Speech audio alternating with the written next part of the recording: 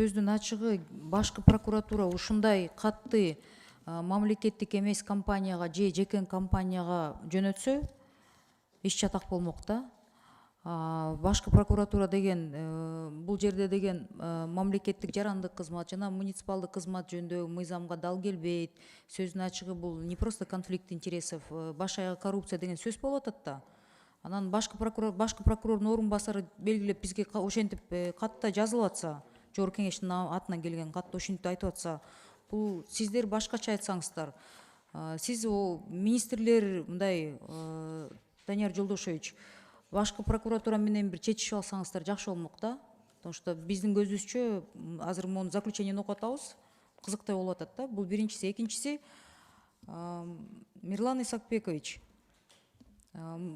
ушул акционердик коомдорду жетекчилигин шайлап жатканда, тандап жатканда кемчиликтер кеттиби дегенге оюңуз кандай? Начар адамдарды тандап жатабыз, жоопкерчилиги жок, иштерин жаман аткарып атат деп айтылып жатат. Мына министриси ачык эле ошентип айтып атат да. Ошондуктан аргасыз биз өзүбүздүн ишенген узкий круг министрлерибизди жөнөтөлү деп атышат да. Эми бул премьер-министрдинби же президенттин чечими, мен түшүнгөн жокмун, кимдин немеси болуп атат, чечими болуп атат. Сиздин оюңуз кандай? Урматтуу Элвира Жыргалбековна, урматтуу депутаттар, директорлор кеңеши бул мыйзам боюнча акционердин өкүлү. Директорлор кеңеши ошол акционердик коомдун стратегиясын, башка багыттарын аныктайт, ыйгарым укуктарга ээ. Ал эми башкаруучу органды директорлор кеңеши бекитет. Стратегиялык объектилердин башкаруучу органдарына дагы макулдукту ошол министр кабинетинин төрагасы жана курирующий вице-премьер аркылуу берилет. Тигил же бул кээ бир акционерлик коомдордун мүчөлүктөр болгон болсо, албетте биз акционер катары сунуш киргизип, ал башкаруучуну алмаштырган учурлар жок эмес. Андай учурлар болуп жатат. Ишин начар аткарса же мыйзамдарды бузуп жатса, жоопкерчилик кандай? Кандай жоопкерчилик каралган? Жоопкерчилик каралган. Кандай жоопкерчилик каралган? Биринчи албетте ошол кызматтан четтетүү.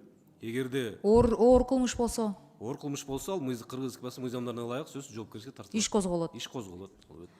Азыр эле эсептөө палатасы мыйзам карадыңыздар, 50%дан үлүшү жогору болгон акционердик коомдорду эсептөө палатасы жылда бир жыл текшерет.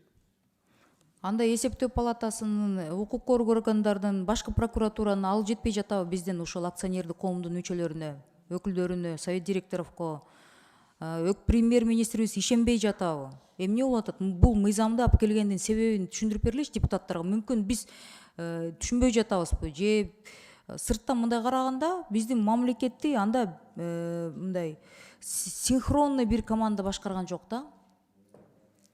Кептин баары ушундай мыйзамдарды алып келгенде депутаттар кандай ойдо калат? Биз ошондой ойдо калып атабыз. Башкы прокуратурадан бир кагаз келип атат, экономика министри бирди сүйлөп атат, өзүбүз эле тандалган адамдарыбызга өзүбүз ишенбей жатабыз деп ушундай мыйзамды алып келип атасыңар да. Ортодо деген же башкы прокуратура мындай силерге да на всякий случай кийин бир бул президент алмашылып калса, бул премьер-министр алмашылып калса, бул мыйзам боюнча иш козголуп калса, кийин мени текшерип калса деп башкы прокуратуранын жообу ушундай болуп калды да. Анда Данияр Жолдошевичтин мындай айткан сөзүнө жараша, и нашим, и вашим. Не дай бог вдруг через 5-10 лет у нас вон по контору через сколько лет? 5 жылдан кийин парламентте текшерттиңер, кийин иш козголуп бирдеме болуп калса, мен деген могул катты жөнөткөм деп айтат, мындай да, отмазаться деген кат да, отписка, анда ошондой жаздыңарбы деп биз да башкы прокурорду сурайлы да. Баягы мына өткөн дүйшөмбү күнү ушул жерден башкы прокурордун орун басары отурган, жаңы дайындалган айым экен. Анан мен ушул суроону бергенде, жок, бул кызыкчылыктардын кагылышы, бул деген коррупцияга багытталган мыйзам болуп калат. Бирок мен бул мыйзамды көргөн эмесмин деп аягында мойнуна алып туруп, мен карап көрөм деди да. Мына жообун алдык. Ошондуктан мен кичине түшүнбөй атам, урматтуу коллегалар, урматтуу өкмөт. Өз араңардан чечип алыңыздар. Ушундай мыйзамды алып келгенден мурда бир ведомство экинчи ведомствого каршы сүйлөп атасыздар. Анан биз тандаган адамдарды же биз тааныш билиш, тууган, анан деген бир какой-то мындай кызыкчылыктар бар группировкалардын адамдарын жумушка коюп атабызбы? Ошондой болгондуктан мына аргасыз ушуну көзөмөлдүн үстүнө көзөмөлдү алып келип атасыздарбы деген мындай бизде ошондой пикир пайда болот. Лично менде ошондой пикир азыр пайда болуп атат. Ошого себеп өзүңөр болуп атасыңар. Ошол адамдарды бул тигинин кишиси, бунун кишиси, мен аны башкара албай атам деп аргасы ушундайларды алып келип атам деген сөз. Поэтому чоң сураныч, мен коллегаларыма да кошулам, бул мыйзамды мен колдобойм, мен каршымын. Анткени мамлекетте министрлерибиз өзүнүн тейлеген жумушуна 100% аткарса, мына депутаттар ар бир сессияда толтура суроолор берип атабыз, эл бизге кайрылмаган эмес. Өзүңөрдүн ишиңерди жакшылап жасап алып туруп анан келгиле да ушундай мыйзамдар менен. Анан бир жумушту бүтпөй туруп башка жумушту мойнума жумшап алам, аяктан да акы алам деген сөз туура эмес болуп атат да, аякта да көзөмөлдөйм. Анан элементарно, мына коллегам туура мисал келтирип атат да, аэропорт Манастын жетекчилигине кирип алса ошол министр, ал аэропорт Манастын ичиндеги коллективине каршы сүйлөбөйт. Анан бири-бирине ошол аболор бири-бири менен мындай карама-каршы болот да, ортосунда ызы чуу болот. Через ошол менин министрим, сенин вице-премьериң, сенин министриң аркылуу давай монтип сүйлөшөбүз деп, ал дагы чоң коррупция алып барат. Давайте просто пусть каждый исполняет свои обязанности, анан суроо деле эмес бул жерден деген жоопкерчилик деген сөз чыкты, кадр маселеси чыкты, биздин заолор эмне иш кылып атат деген суроо чыкты. Анан 10-20 жыл бул мектеп директорлорун ротация кылып атасыңар, бул жерде деле 10-20 жыл отурган директорлор бар. Это среднее звено, президенттер алмашат, министрлер алмашат, вице-премьерлер кетип атат. Ошол директорлор деген 10-20 жыл мектеп директорунда отурат, аларды алмаштыргыла, ротация кылгыла, акыл эстүүлөрдү тарткыла. Анан кемчилик, Данияр Жолдошевич, вы сейчас публично признаете, что у вас плохая кадровая политика, что вы отбираете не тех людей, что вы отбираете, но даже при отборе вы им не доверяете. Понимаете, это уят нерсе. Буну башка сыртта адамдар угуп калат дечи, бирок бул туура эмес нерсе болуп атат да. Биз алган кишилерибизге өзүбүз ишенбейбиз деп. Өзүңөр дайындалган, өзүңөр алып келген адамдар, даже силерден келген адамдарга силер ишенбейт экенсиңер. Ошон үчүн өзүм кирейин ошол жака, өзүм көзөмөлдөйүн деп атасыздар. Бирок ошол эле учурда ошол кирем деген министр, любой министрди алдыңыз кабинет министринин ичинен. Экономика, ички иштер министрлиги болобу, билим берүү министрлиги, саламаттык сактоо министрлиги, любой министрге элден суроолор көп. Ошол суроолор бүтө элек, бүтмөйүнчө деген мындай нерселерге киригишүү, мен ойлойм, бул чоң коррупциянын дагы бир белгиси болуп атат. Туура эмес мындай чечимдер болуп атат да, уже жылуу кабинетте отуруп алып, элге чыкпаган министрлер аягында ушинтип бир кабинеттен экинчи кабинетке мындай конокко баргысы келип калышат да. Рахмат, мен каршымын. Анан сунуштар берилсе, четке кабыл боюнча мен да кошулам. Рахмат. Рахмат, жооңуз болсо берип коюңуз. Рахмат, уважаемая Юлия Журбековна. Во-первых, мы не сидим в теплых кабинетах. Вы глубоко ошибаетесь, если вы так думаете. Это первое. Во-вторых, я хотел бы обратить ваше внимание, что по закону, идти по закону нужно будет. Не просто как бы эмоциональные доводы, я извиняюсь, но раз уж мы вносим законопроект, мы хотели бы получить на него и комментарии в соответствии с законом по конституционной норме. Да, вот, если идут. В части вот замечания, переданное Генеральной прокуратурой, извините, мы тоже не можем Генеральной прокуратуре указывать и разбираться внутри структуры. Это отдельный конституционный орган со своей конституционной позицией. Я лишь высказал позицию относительно того, что норматив, внесенный в Джугорку Кенеш, он имеет юридическую силу. Он закреплен решением Кабинета министров и внесен официально на рассмотрение Джугорку Кенеша. Относительно того, что у нас плохая кадровая политика, я думаю, как бы это ваше личное мнение. Я высказал лишь о том, что усилить ответственность отраслевую министров. И я не вижу ничего в этом плохого, если министр берет ответственность за то или иное предприятие, о том, что он его выведет в эффективное управление. Я здесь ничего такого плохого не вижу, да, в этом. Я поэтому хотел бы тоже, как бы, если раз уж мы отклоняем законопроект, ну, хотя бы его нормативно обосновать тогда. В чем? То есть, если он конституционно не соответствует Конституции, как вы утверждаете, или каким-то законам о государственной гражданской службе. У нас есть тоже аргумент у Кабинета министров относительно данного законопроекта. Мы же его не просто так состряпали и принесли его сюда.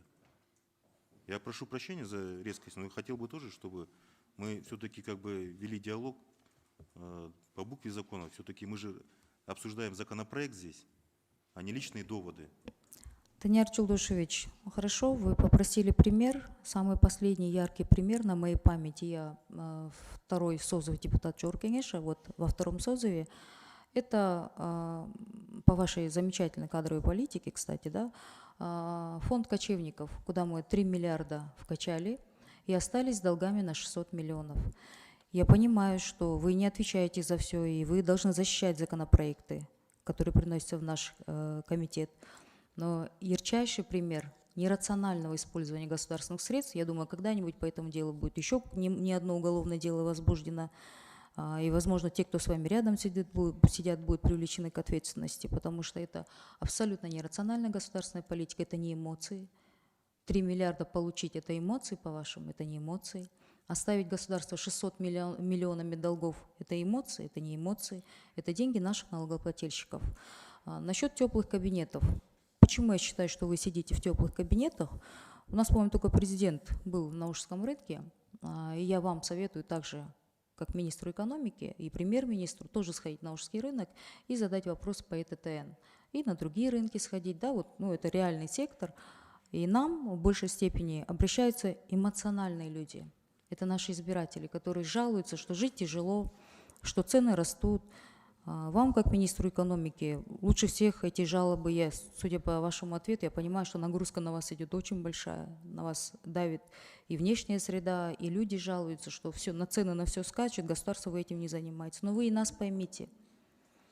Нам буквально, у нас раньше заборы были, да, депутаты садились в машину, уезжали, их никто не видел. А сейчас заборов нет, и мы выходим, и они нас встречают у входа и говорят, чем вы, 90 человек, занимаетесь? Вы бесполезные, не защищаете интересы граждан, вы за наши налоги сидите здесь.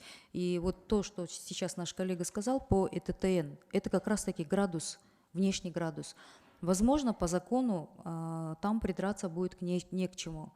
Но когда технически, как министр экономики, сидя в теплом кабинете, вы не проработали реально, что происходит сейчас, вы, в конце концов, у нас сейчас силовые методы управления государством, может быть, депутаты в конце замолчат. Но это мина замедленного действия. И она бабахнет, может быть, не сейчас, когда холодно, мы же вас об этом предупреждали. Но еще месяц, два, три, последствия будут достаточно сложные. И президент потом отзовет назад. Вот как с ОСАГО, помните? Принимали, отзывали, опять отодвинули. Потому что когда механизмы до конца не проработаны, это кредит доверия государства. Когда население до конца не верит, оно на эмоциях так реагирует. Ну, вы как бы высказались, я вам также отвечаю. Примеров всегда мы с вами можем это долго обсуждать. И мне кажется, решение депутатов на комитете, если комитет решил отклонить, и вы ждете от нас ссылки на конституционные нормы, вы их не дождетесь. Мы смотрим на то, как наши избиратели отреагируют на законопроекты, которые мы вносим. Потому что парламент на сегодняшний день – это как стиральная машина всех законопроектов. Сөзі бізге қалады, біз қаулы алдық деп. Ошону депутаттар қаулы алды деп, ЭТТН деле сөз бізге қалып атат. Ошондуктан біз айтатабыз. Рахмат.